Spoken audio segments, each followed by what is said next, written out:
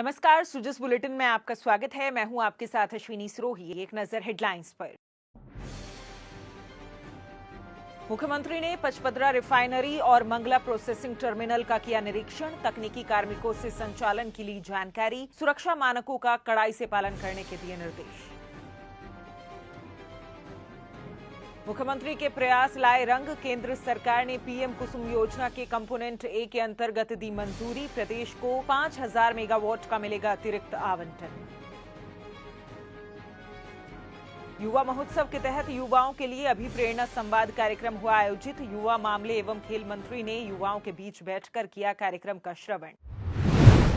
मुख्यमंत्री श्री भजनलाल शर्मा आज एक दिवसीय बाड़मेर और बालोतरा के दौरे पर रहे। इस दौरान मुख्यमंत्री ने बालोतरा के पचपदरा में रिफाइनरी का अवलोकन किया।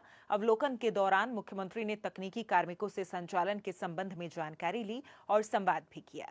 प्लांट की वर्तमान स्थिति का गहन निरीक्षण करने के बाद उपस्थित अधिकारियों को परियोजना की गुणवत्ता सुनिश्चित करने, समयबद्ध कार्य प्रगति बनाए रखने और सुरक्षा मानकों का कड़ाई से पालन करने के लिए निर्देशित किया। साथ ही मुख्यमंत्री ने रिफाइनरी में पौधारोपण भी किया।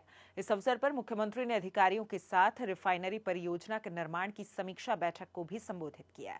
रिफाइनरी प्रोजेक्ट को जल्द पूरा करने को लेकर गंभीरता दिखाते हुए मुख्यमंत्री ने संबंधित अधिकारियों को आवश्यक दिशा निर्देश दिए। इसी कड़ी में मुख्यमंत्री श्री भजनलाल शर्मा ने बाड़मेर के मंगला प्रोसेसिंग टर्मिनल का भी निरीक्षण किया। साथ ही श्री शर्मा ने मंगला वेल पैड का निरीक्षण कर उसकी कार्यप्रणाली के बारे में भी जानकारी ली। मुख्यमंत्री को अपने बीच पाकर मजदूर वर्ग में भी खासा उत्साह नजर आया। मुख्यमंत्री ने मजदूरों से मिलकर बातचीत की और उनके साथ तस्वीरें भी खिंचवाई।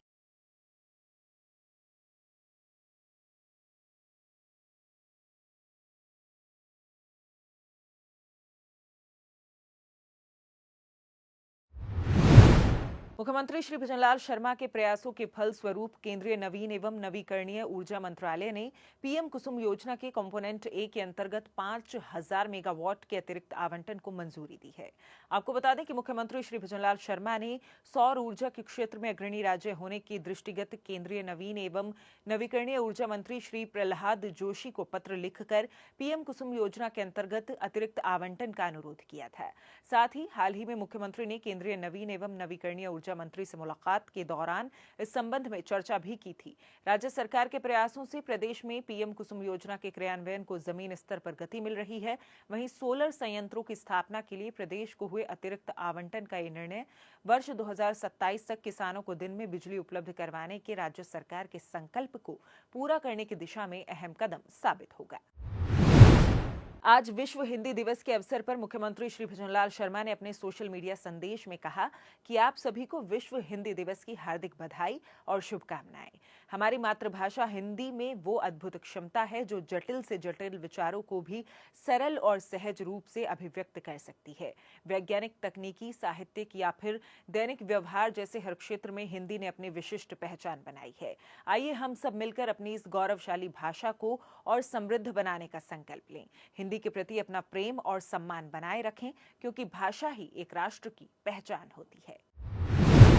मुख्यमंत्री श्री भजनलाल शर्मा ने सोमवार को दीप प्रज्वलन कर जोधपुर में पश्चिमी राजस्थान उद्योग हस्तशिल्प उत्सव का विधिवत शुभारंभ किया और उत्सव के केंद्रीय पांडाल व बेट द्वारका का अवलोकन भी किया। इस अवसर पर मुख्यमंत्री ने लूनी समग्र विकास को समर्पित 1 वर्ष विकास पुस्तिका, मसाला उद्योग से संबंधित फोल्डर और लघु उद्योग भारती के मुखपत्र लघु उद्योग टाइम्स का भी विमोचन किया। साथ ही मुख्यमंत्री ने 5 पाक विस्थापितों को पट्टे भी वितरित किए। मुख्यमंत्री श्री भजनलाल शर्मा ने कहा कि राजस्थान का हस्तशिल्प प्रदेश का गौरव है।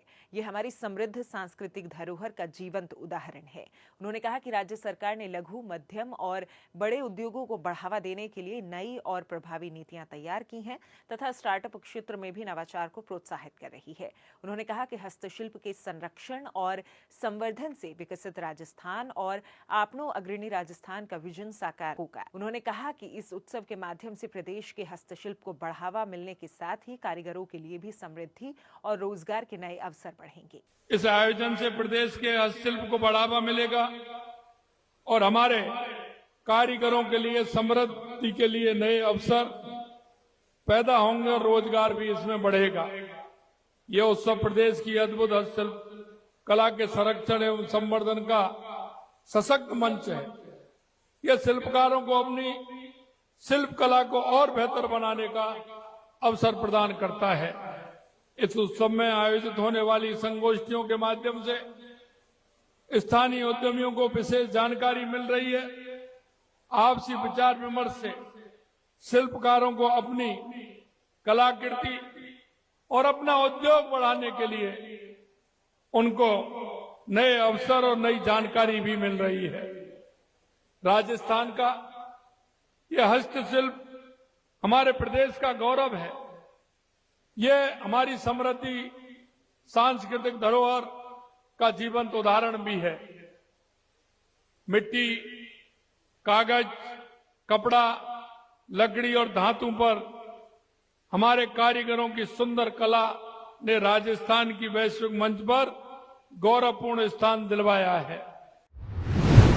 जयपुर के सवाई मानसिंह स्टेडियम में आयोजित किए जा रहे राज्य स्तरीय युवा महोत्सव के तहत आज युवाओं के लिए अभिप्रेरणा संवाद कार्यक्रम का आयोजन किया गया। मोटिवेशनल स्पीकर डॉक्टर श्रीकांत ने इस कार्यक्रम में युवाओं को आगे बढ़ने और देश को विकसित राष्ट्र बनाने में योगदान देने के लिए प्रेरित किया। युवा मामले एवं खेल मंत्री कर्नल राज्यवर्धन राठौड़ इस पूरे कार्यक्रम के दौरान उपस्थित रहे। उन्होंने युवाओं के बीच बैठकर कार्यक्रम का श्रवण किया। कर्नल राठौड़ को अपने बीच पाकर युवाओं की खुशी का ठिकाना नहीं रहा। कार्यक्रम के बाद मीडिया से बातचीत में कर्नल राठौड़ ने कहा कि युवा महोत्सव में विशेषज्ञों के संवाद कार्यक्रम युवाओं के लिए लाभप्रद साबित होंगे और इससे उन्हें अपना जीवन बेहतर बनाने में सहायता मिलेगी। युवा मामले एवं खेल मंत्री ने कहा कि राज्य सरकार युवाओं पर विशेष रूप से फोकस कर रही है। वर्तमान में युवाओं के समक्ष कई तरह की चुनौतियां हैं। इसके दृष्टिगत यूनाइटेड नेशंस की सहायता से जयपुर संभाग में काउंसलिंग सेंटर खोला जाएगा। इससे पहले युवाओं के लिए अभिप्रेरणा संवाद कार्यक्रम को संबोधित करते हुए डॉक्टर श्रीकांत ने कहा कि किसी भी राष्ट्र की शक्ति उसके युवाओं में निहित होती है। 12 जनवरी को राष्ट्रीय युवा महोत्सव होता है और उसकी तैयारी के लिए हमने जिले से युवाओं के अलग अलग चीजों के मुकाबले करवाए।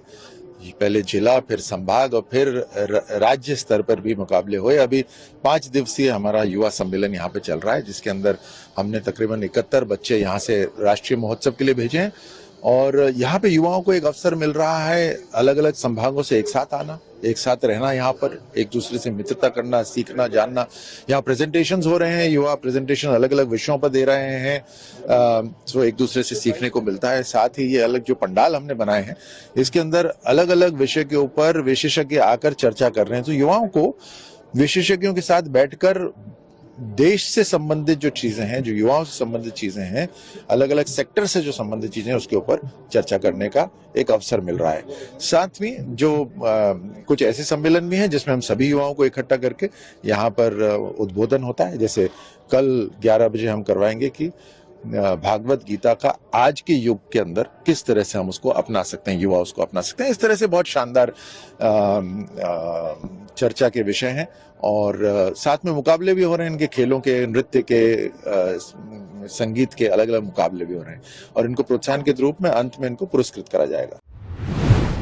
महिला एवं बाल विकास मंत्रालय द्वारा उदयपुर में चिंतन शिविर का आयोजन किया जा रहा है। केंद्रीय महिला एवं बाल विकास मंत्री श्रीमती अन्नपूर्णा देवी कल शिविर का उद्घाटन करेंगी। महिला एवं बाल विकास केंद्रीय राज्य मंत्री श्रीमती सावित्री ठाकुर व राजस्थान की महिला एवं बाल विकास राज्य मंत्री डॉक्टर मंजू बाघमार सहित अन्य गणमान्य अतिथियों ने कार्यक्रम में भाग लेने के लिए कार्यक्रम स्थल पर पहुंच रहे हैं।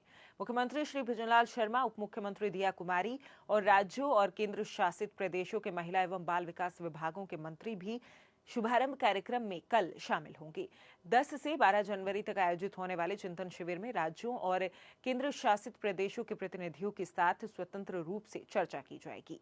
महिला एवं बाल विकास मंत्रालय और राजस्थान सरकार इस महत्वपूर्ण कार्यक्रम की मेजबानी कर रहे हैं। इस 3 दिवसीय कार्यक्रम में केंद्र सरकार और राज्य सरकारों के गणमान्य व्यक्ति और वरिष्ठ अधिकारी सहित प्रमुख हितधारक एक साथ एक मंच पर उपस्थित होंगे। इस दौरान देश भर में महिलाओं और बच्चों के समग्र विकास और कल्याण से जुड़ी चुनौतियों का सामना करने वाले विभिन्न मुद्दों पर चर्चा होगी, ताकि चुनौतियों से निपटने के लिए सर्वोत्तम संभव समाधान निकाले जा सकें।